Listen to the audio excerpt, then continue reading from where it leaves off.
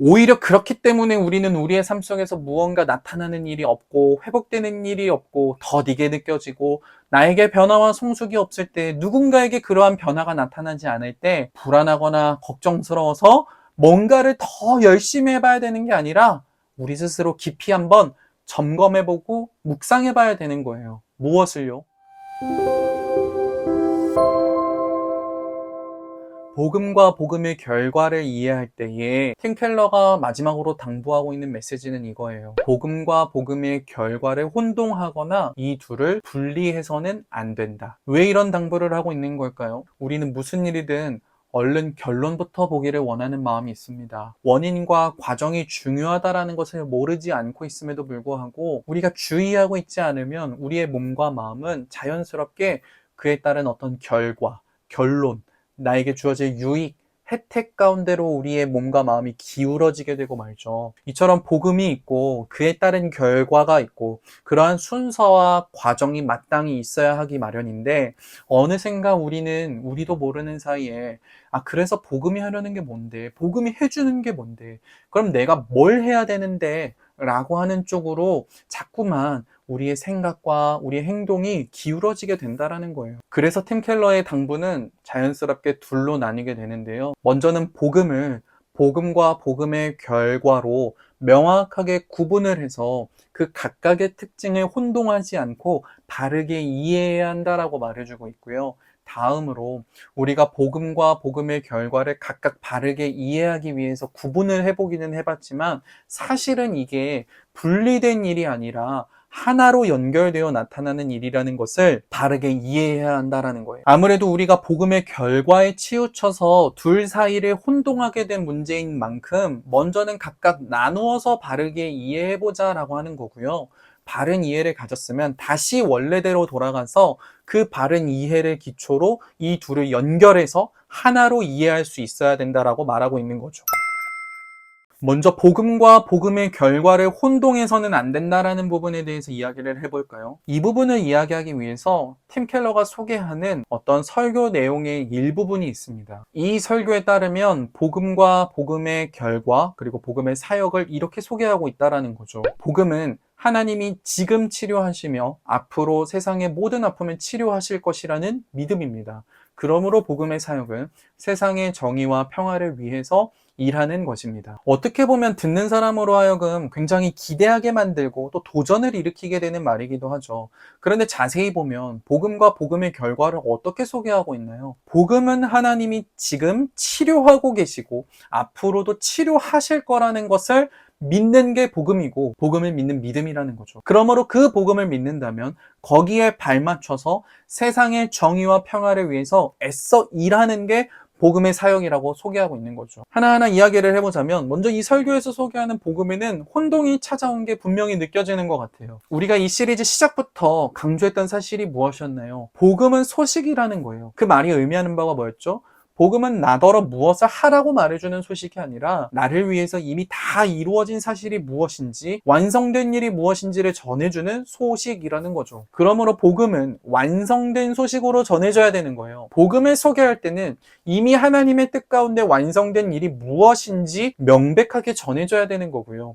그리고 그 완성된 일을 통해서 하나하나 이루어지게 되는 과정들이 무엇인지가 복음의 결과와 복음의 사역으로 이해돼야 된다는 거예요. 그런데 이 문장 속에는요, 하나님이 완성하신 일이 있다는 것과 그것이 무엇인지에 대한 소개와 소식이 빠져 있죠. 그리고는 마치 하나님께서 어떠한 일들을 시작하셨지만 다 이루시지는 못했으니 얼른 우리도 마땅히 그 일을 완성하기 위해 동참해야 된다는 식으로 말하고 있는 거죠. 누차 말씀드리지만 복음은 오늘 우리가 마주하고 있는 고통과 불의의 문제를 외면하지 않아요. 외면하지 않는 정도가 아니라 궁극적으로 우리 사회와 우리 각자의 삶 속에서 마주하고 있는 문제들을 향해 나아가고 있는 게 복음이에요. 그런데 거기까지 가게 하는 원인이 무엇이며 거기로 가게 되는 과정과 그 방식을 바르게 이해하지 않으면 안 된다라는 거죠. 이와 관련해서 제임스 패커가 이렇게 말했어요. 복음은 고통과 불의의 문제에 대한 해법을 우리에게 제시한다. 그러나 모든 인간의 깊은 문제를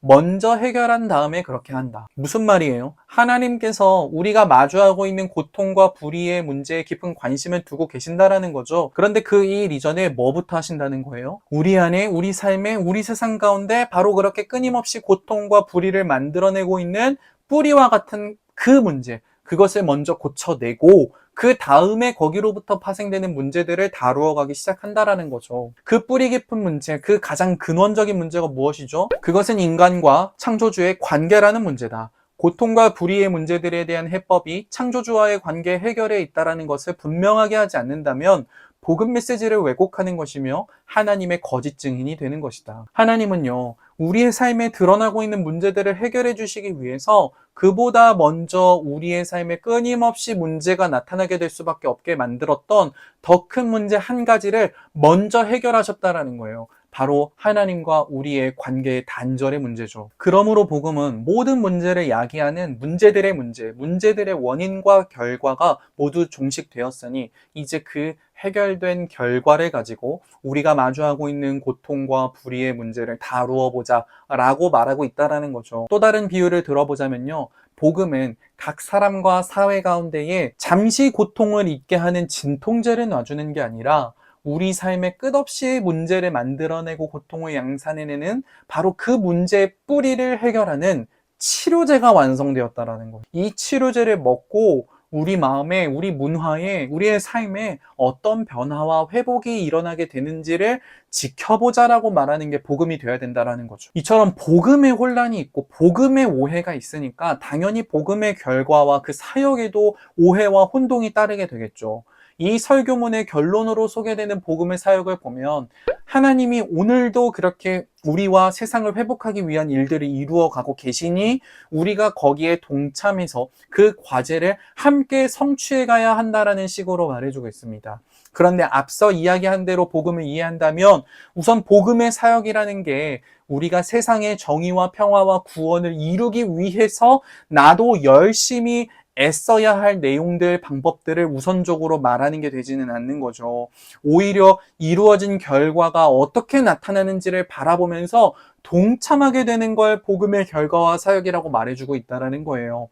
하나님과 화해를 이루고 회복한 이들의 삶 속에서 어떻게 그 영향과 결과가 개인과 세상의 회복과 치유로 완성되는 모습으로 나타나게 되는지를 지켜보고 그 과정을 따라가는 것, 동참하는 거, 그것이 곧 복음의 사역이고 복음의 결과라고 말할 수 있다는 거죠. 그래서 그 소망과 확신을 가지고 오늘 내가 마주한 절망과 상처와 낙심과 실패의 자리에 다시 용기 있게 서게 되는 거죠. 왜요?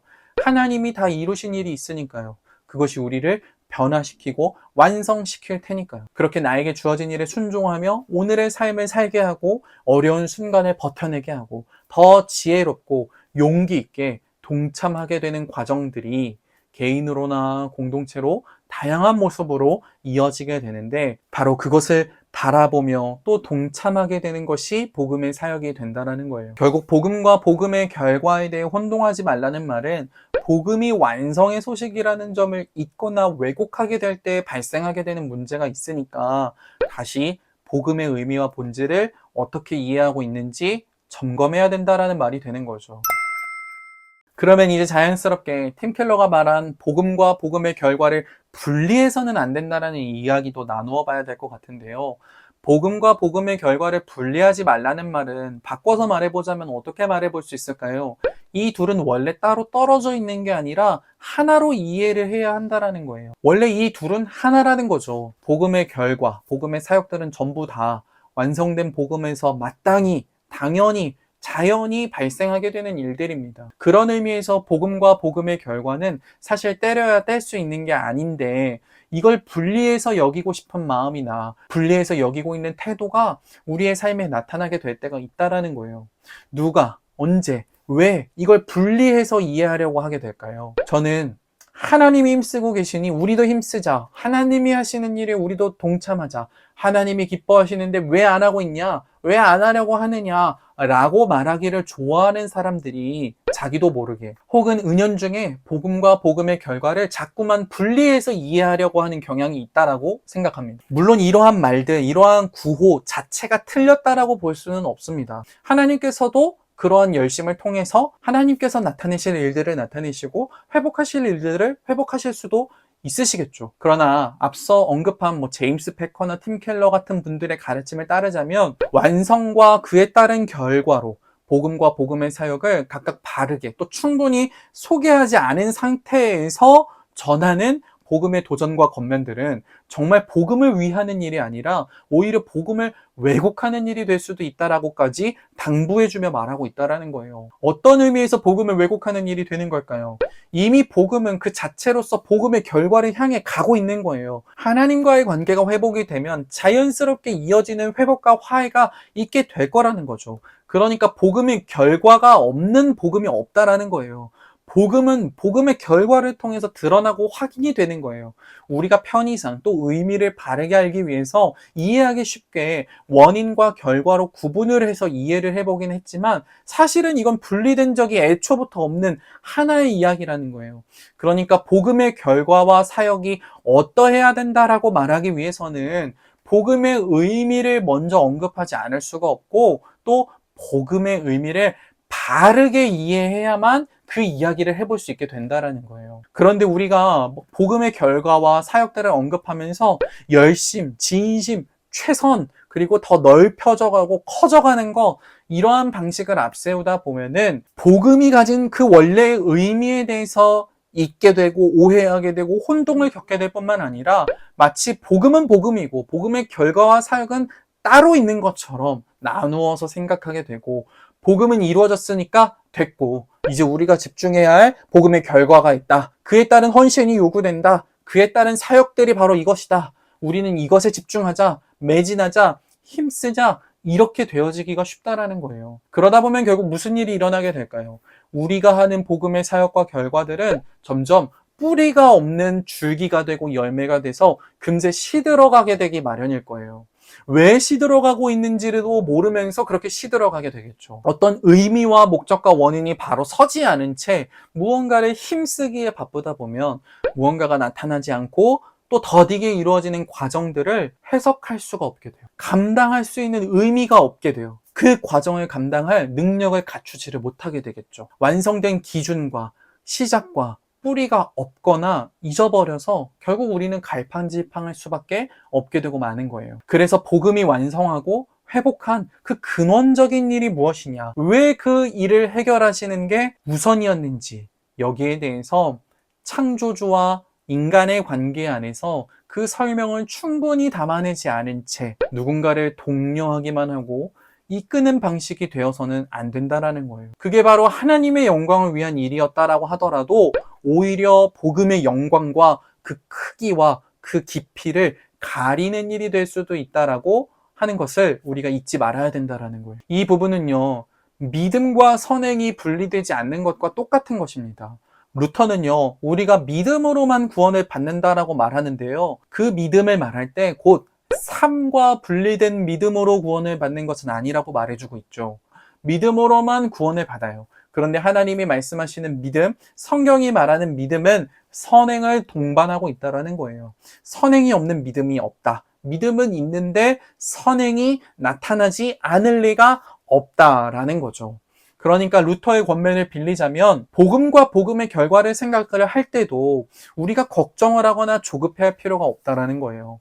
오늘 나의 삶과 우리의 사회와 문화 가운데 그게 없을까봐, 그게 나타나지 않을까봐 너무 걱정하지 말라는 거예요. 너무 느려서 걱정하지 말라는 거예요. 복음은 완성되었고 그것을 믿는 사람들을 통해 그 결과와 아름다운 사역들이 반드시 나타나고 이루어지게 될 거라는 거예요. 바로 그렇게 복음의 사역이 이루어지는 원인과 결과가 나에게 맡겨져 있는 게 아니라 하나님께서 이루신 일과 이루어 가실 일에 맡겨져 있을 때 우리는 비로소 더 평안함을 가지고 확신을 가지고 그 일들을 감당할 수 있게 되어지는 거죠. 오히려 그렇기 때문에 우리는 우리의 삶 속에서 무언가 나타나는 일이 없고 회복되는 일이 없고 더디게 느껴지고 나에게 변화와 성숙이 없을 때, 누군가에게 그러한 변화가 나타나지 않을 때 불안하거나 걱정스러워서 뭔가를 더 열심히 해봐야 되는 게 아니라 우리 스스로 깊이 한번 점검해보고 묵상해봐야 되는 거예요. 무엇을요? 복음 그 자체를요. 그리고 믿음을요.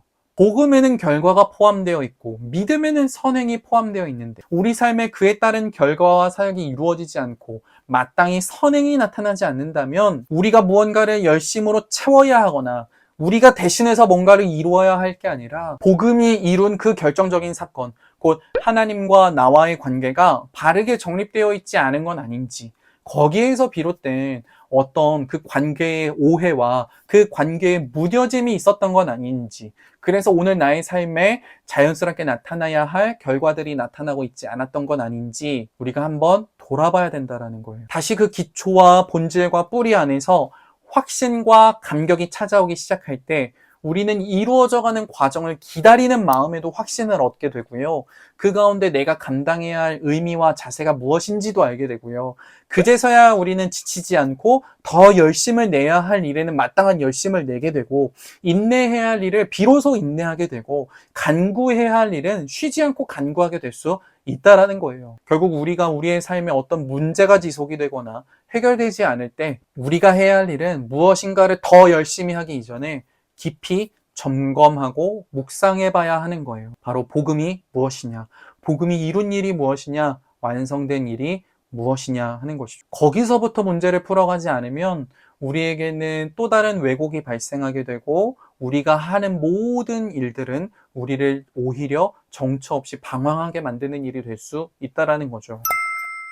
오늘 함께 나눈 내용을 기억하면서 과연 저와 여러분이 원인과 결과로서의 복음을 바르게 묵상하고 있는지 또 품고 있었는지 돌아볼 수 있기를 바랍니다. 복음이 완성한 일의 의미가 무엇인지를 알고 그 감격 속에 살아가고 있었는지를 점검해 보시기를 바랍니다. 그 복음의 점검과 깊은 묵상을 통해서 우리로 하여금 다시는 그 사이가 멀어질 일이 없게 하실 뿐만 아니라 우리에게 참된 믿음과 복음이 있으면 하나님이 뜻하신 일은 반드시 나타나고 완성될 거라고 하는 그 소망이 다시 자라나기 시작해서 다시 저와 여러분의 그 복음에 합당한 삶을 감당해 보기 시작하게 되는 은혜가 이 이야기들을 통해 있게 되기를 바랍니다.